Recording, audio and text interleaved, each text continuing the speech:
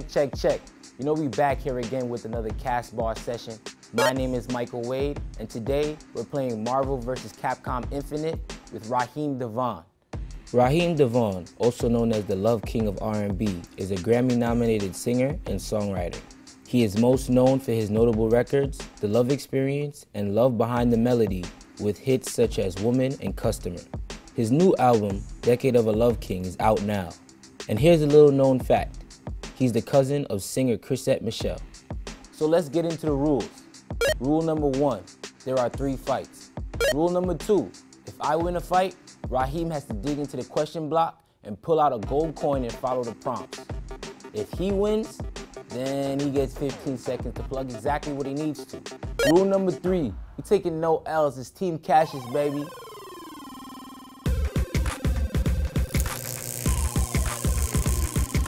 So ladies and gentlemen, we are back here at the CasBar with our guest today, Mr. Raheem DeVaughn. Thank you for pulling up. What's happening? Pulled up real sharp today. Hey man, you know. The hands are smooth. Hey, you know, a boss does as a boss does, right? Okay, and he brought himself somebody along to make sure that, you know, he got a representative while we get into the games for the day. Yeah, that's his job for the day. He's just going to play the game. That's what he here to do? Yeah. He said, he don't talk too much. He don't talk too much? Nah. All right, cool. Well, I'm going to talk all the trash I can then because he can't respond. You back working now. You just released your 6th studio album. Yeah, man. Decade of a Love King. What a blessing, what an honor to still, you know, have my name in the conversation, you know, with my peers, but also the new millennials, you know what I mean? It's a different pace, man. 13 years, you know, I'm looking at different names, you know, you got surprise albums coming out over the last few days and what have you, but I think this album and, you know, 13 years in the game speaks to a testament of staying power, you know? And, you know, I always try to ride that wave with consistency, so I'm excited, man. You know, just kind of, it's all starting to move now, you know? I think we'll, by, you know, 7 days in, we'll really know where we at, you know? Okay. Yeah. So, now that you're moving, I don't want to say at a different pace, but you're keeping up with the young ones and you're doing it in a very, very fashionable way. Yeah. How does it feel like with the different type of, I don't want to say competition, you feel me, but you could say, I mean, you could use that. I'm very competitive, but you know, I feel like it's you know, it's enough mics around for people to sing on them. There's enough bags around to get. It's enough stages to touch. Where, you know, at the end of the day, they all family to me. You know, I look at my peers as extended family. You know, whether it's for my generation, genre, or you know, the current state. You know, with the new millennial. Like I keep my ear to the street, man. You know, I study the culture of R&B and hip hop in particular.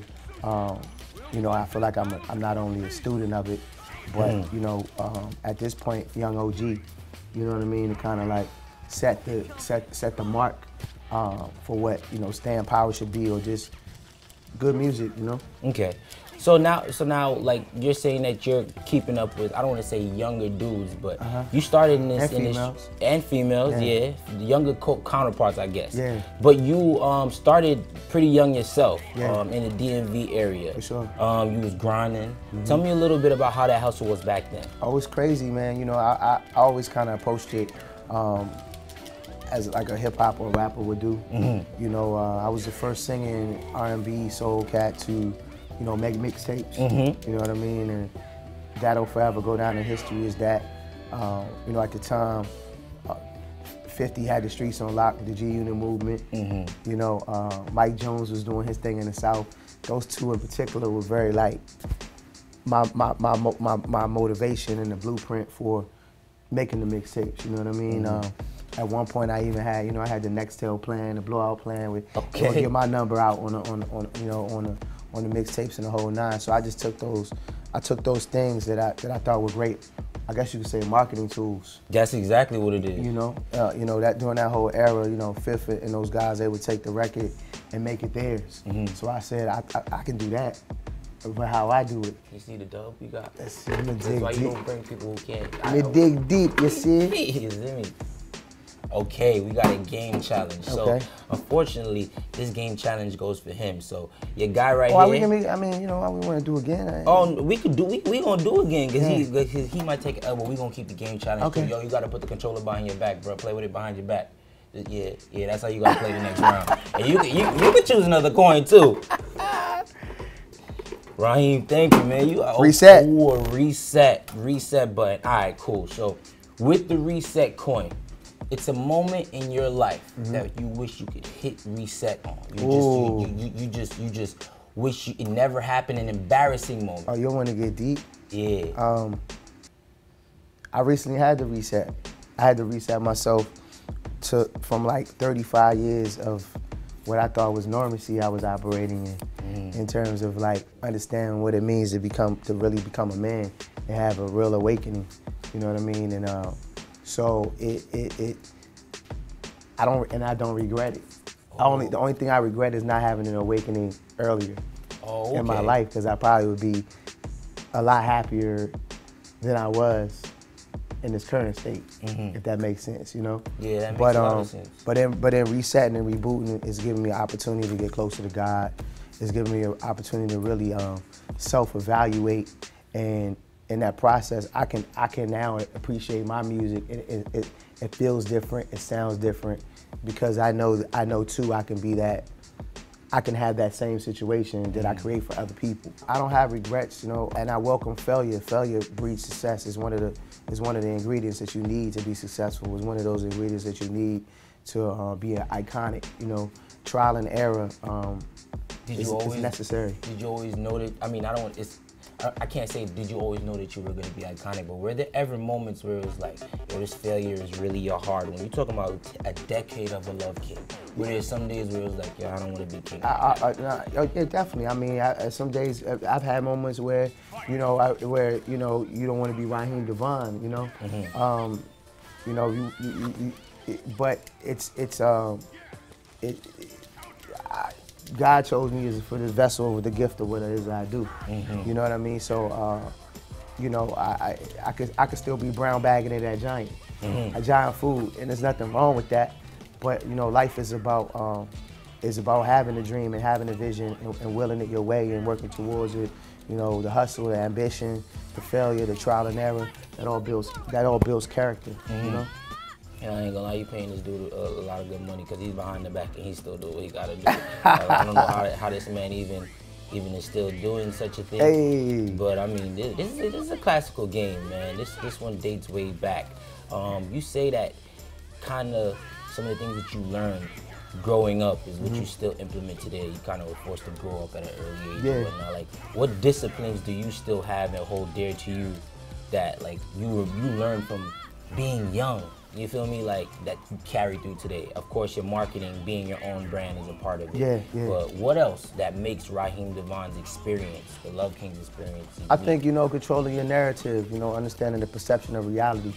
You know, if you don't know who you are jumping into this, you know, people will quickly try to brand you or put a label on you or based on their perception or based on their narrative they want to, you know, create of you. So you have to control your narrative. Controlling the narrative. You got to control your narrative, you know. And for me, it's just really understanding that, like, you know, at the end of the day, I won't be judged and held accountable for the Raheem DeVaughn that people knew on stage, or the Raheem DeVaughn that made this great music. I'll be held and judged accountable for the Raheem DeVaughn people knew off stage. Okay, you know what I mean? You held him accountable. I ain't gonna lie, like, he just won that round. Hey man, you know, talking about speaking it into existence. You just got a pay raise, man, for it. Oh, just like that. I won a round. But here on CasBar, if you win, you get 15 seconds to plug anything that you would like. All right. So you won. Y'all won that round. Yeah. Yeah, you gotta watch who you pay. Pay the right people. Pay the people who gonna make you win. Two things I want to promote right now. 15 seconds. You ready? Here it is. Decade of a Love King, my 6th album, available on all digital platforms. Pick it up right now. It's not for the 2-minute brother. Yeah, it's for the love you long time type moment. You know what I mean? Trojan owes me in advance. Magnum. You know, if you get your XLs, do that. You know, do that because you fit them. Get tested. You know. Have that mental connection before you have that physical connection. You know, it feels so much better on the lower chakra when you rock with the top one. And check out Love Life Foundation. Check out my community work. Love Life Foundation, DMV.org. Become selfless instead of selfish. I don't know if that was 15 seconds, but I know I'm the GOAT. You know, when you love yourself better, then you know how to love better, you know? Yeah. Bill, I mean, that's where it starts. Like, you can't fill anybody else's cup until you fill your own. Exactly. How far into the decade would you say, or what levels did your cup fluctuate at? Like, at what point in your decade would a cup really high? Right now it's runneth over. Okay. And it's a new decade, and you know, I'm sitting on over 10 years worth of music. It's unreleased. Like, we about to roll them out. We planned for this moment. Okay. You know, it's preparation. I think that's what, you know, the first 10 years gave me and showed me. You know, being on Jive, you know, for the amount of time that I was from 2005 to 2010, which is 5 years, and then being independent for the last 7 to 8 years, I've been able to fine tune it.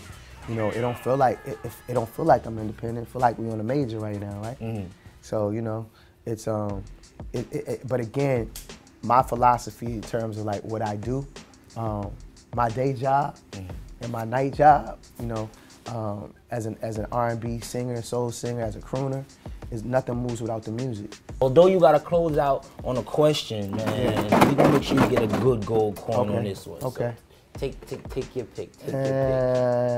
Oh, look, here we go. Look, reset again, guys. Reset again. Now we're not gonna go for reset again. We're gonna reset and then choose another one again.